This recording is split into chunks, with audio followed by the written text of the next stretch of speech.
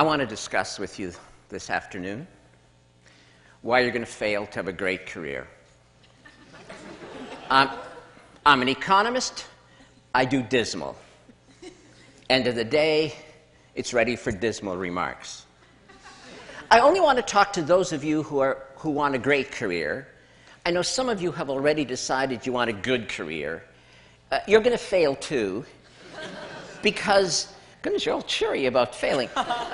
Canadian group, undoubtedly.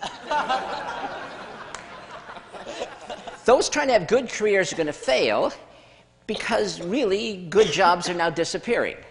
There are great jobs and great careers, and then there are the high workload, high stress, blood-sucking, soul-destroying kinds of jobs, and practically nothing in between. So the people looking for good jobs are going to fail. I want to talk about those looking for great jobs, great careers, and why you're going to fail. First reason is that no matter how many times people tell you, if you want a great career, you have to pursue your passion, you have to pursue your dreams, you have to pursue the greatest fascination in your life. You hear it again and again, and then you decide not to do it. It doesn't matter how many times you download Stephen Jay's Stanford commencement address, you still look at it and decide not to do it. I'm not quite sure why you decide not to do it. You're too lazy to do it, it's too hard, you're afraid if you look for your passion and don't find it, you'll feel like you're an idiot. So then you make excuses about why you're not going to look for your passion. And they are excuses, ladies and gentlemen. We're going to go through a whole long list. Your creativity and thinking of excuses not to do what you really need to do if you want to have a great career. So for example, one of your great excuses is, well, great careers are really and truly, for most people, just a matter of luck. So I'm going to stand around, I'm going to try to be lucky, and if I'm lucky, I'll have a great career. If not, I'll have a good career. But a good career is an impossibility, so that's not going to work.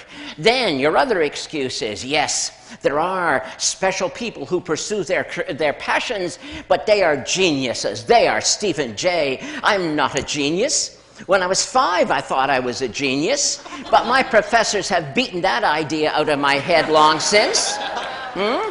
And now I know I am completely competent. Now, you see, if this was 1950, being completely competent, that would have given you a great career. But guess what? This is almost 2012, and saying to the world, I am totally, completely competent, is damning yourself with the faintest of praise. And then, of course, another excuse. Well, I would do this, but, well, after all, I'm not weird. Everybody knows that people who pursue their passions are somewhat obsessive, a little strange. Okay, you know, a fine line between madness and genius. I'm not weird.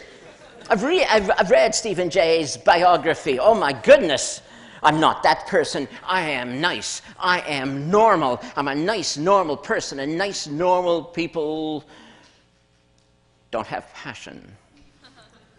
But I still want a great career. I'm not prepared to pursue my passion, so I know what I'm going to do, because I have a solution. I have a strategy. It's the one Mommy and Daddy told me about. Mommy and Daddy told me that if I worked hard, I'd have a good career. So if you work hard and have a good career, if you work really, really, really hard, you'll have a great career. Doesn't that, like, mathematically make sense?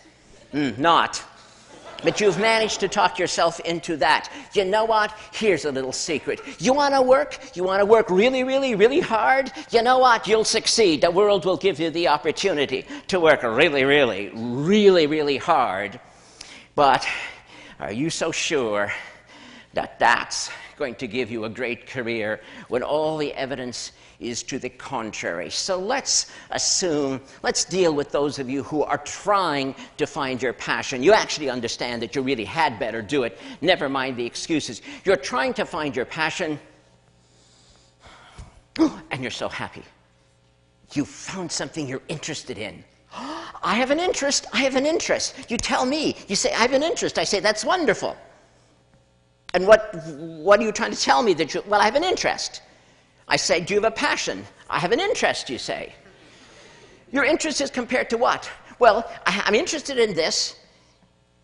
And what about the rest of humanity's activities? I'm not interested in them. You've looked at them all, have you?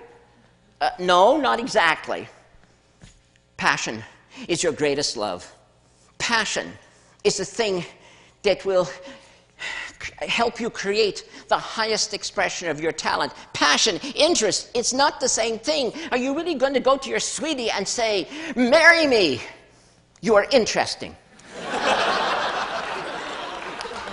Won't happen. Won't happen, and you will die alone. What you want is passion. It is beyond interest.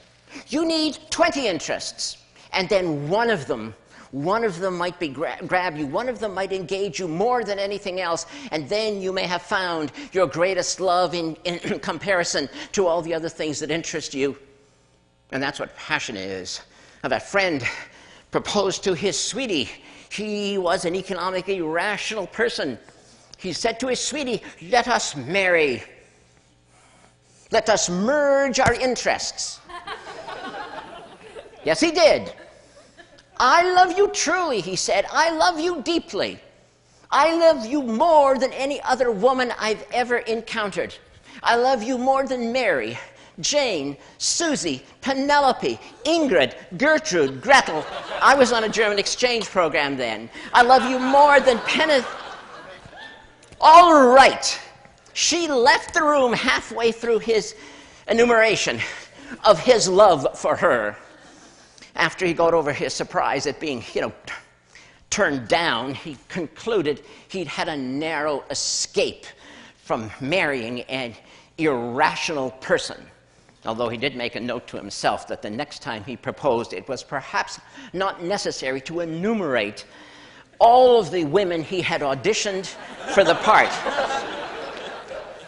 But the point stands. You must look for alternatives so that you find your destiny. Or are you afraid of the word destiny? Does the word destiny scare you? That's what we're talking about. And if you don't find the highest expression of your talent, if you settle for interesting, what the hell ever that means, do you know what will happen at the end of your long life? Your friends and family will be gathered in the cemetery, and there, beside your grave site, will be a tombstone, and inscribed on that tombstone it will say, "Here lies a distinguished engineer who invented Velcro."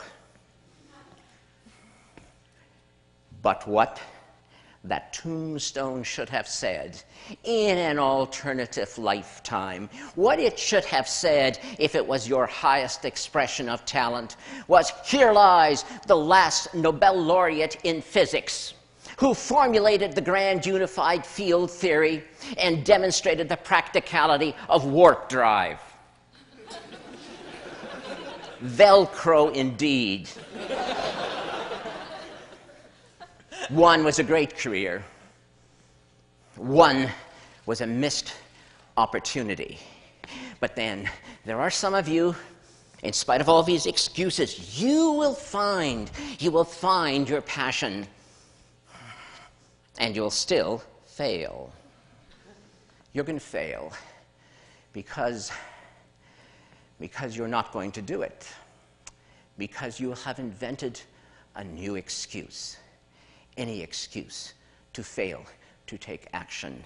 And this excuse I've heard so many times. Yes, I would pursue a great career,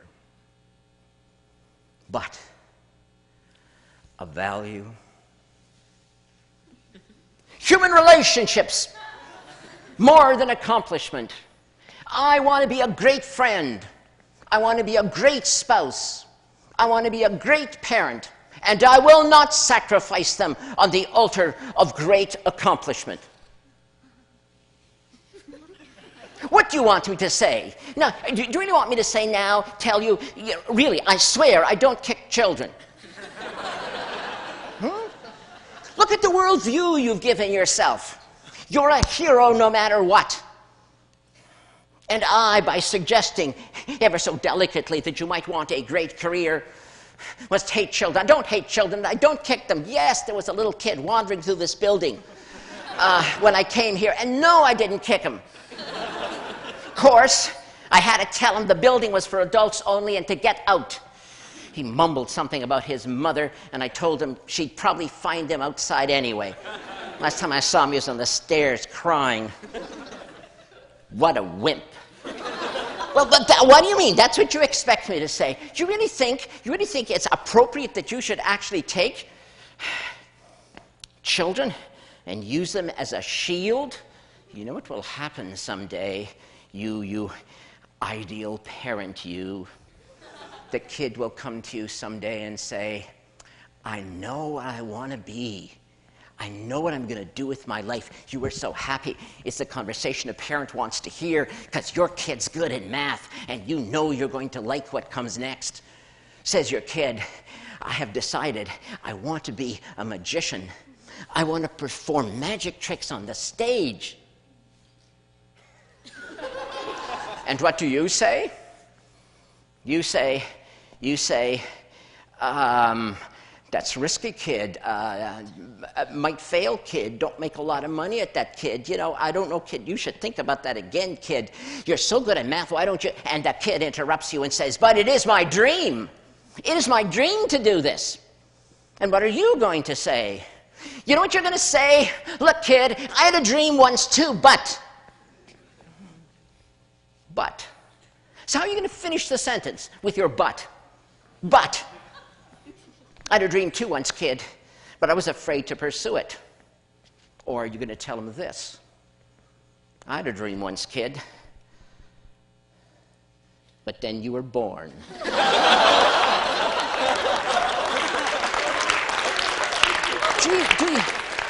Do you really want to use your family? Do you really ever want to look at your spouse and your kid and see your jailers? There was something you could have said to your kid when he or she said, I have a dream. You could have said, looked the kid in the face and said, go for it, kid. Just like I did. But you won't be able to say that because you didn't. So you can't.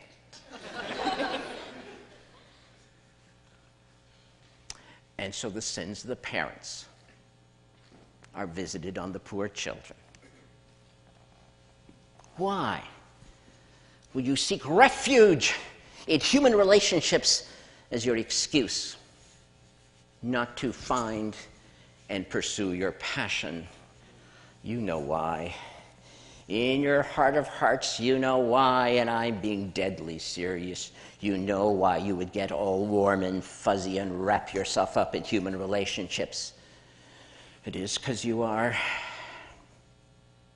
You know what you are. You are afraid to pursue your passion. You're afraid to look ridiculous. You're afraid to try. You're afraid you may fail. Great friend, great spouse, great parent, great career. Is that not a package? Is that not who you are? How can you be one without the other? But you are afraid. And that's why you are not going to have a great career. Unless that most evocative of all English words, unless. But the unless word is also attached to that other most terrifying phrase. If only I had, if only I had, if you ever have that thought ricocheting in your brain, it will hurt a lot. So those are the many reasons why you're going to fail to have a great career. Unless